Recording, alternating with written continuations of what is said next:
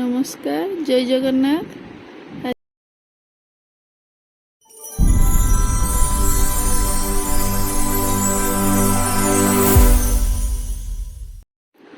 आज हूँ महाविश्व संक्रांति बा पणा संक्रांति।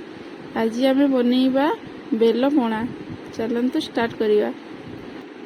नड़िया को फुटेई नड़िया को कुरी देबा।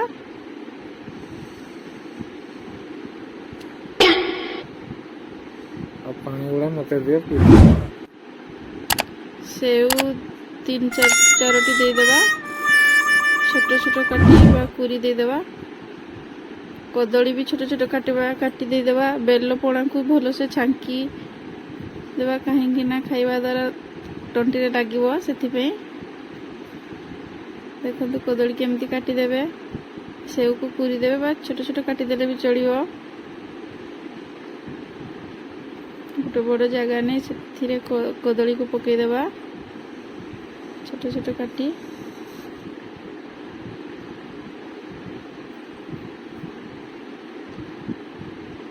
चकुटी की दे परिवे। नड़िया को कुरी देबा। पणा को देखो केमती छांका जाउची। पणा को बेल पणा को छांकीबा।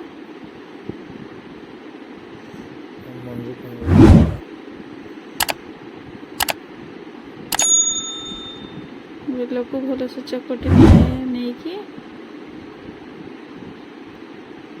भल छांकी देवा।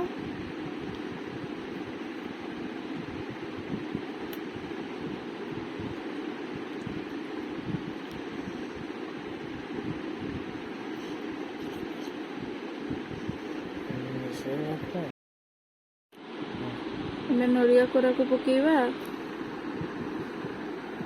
नड़िया कोरा को पकई देले तापर सेव को जो कुरिकी रखिले ताको भी पकेबा।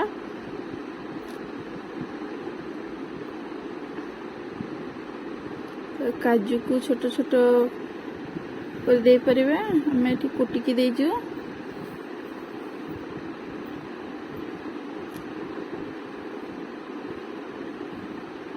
तापर खोई को देबे। दही देबे। तापर क्षीर देबे।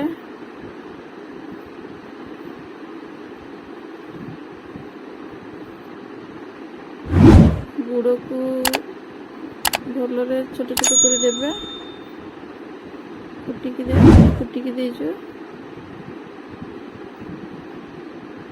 तापर भलरे गुड़ेबे।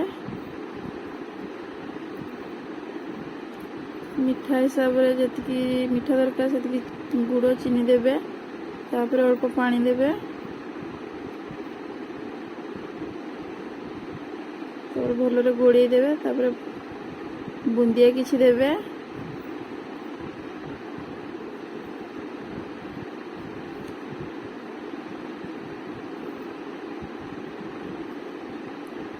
बुंदिया दे कि भलरे गोड़ेबे।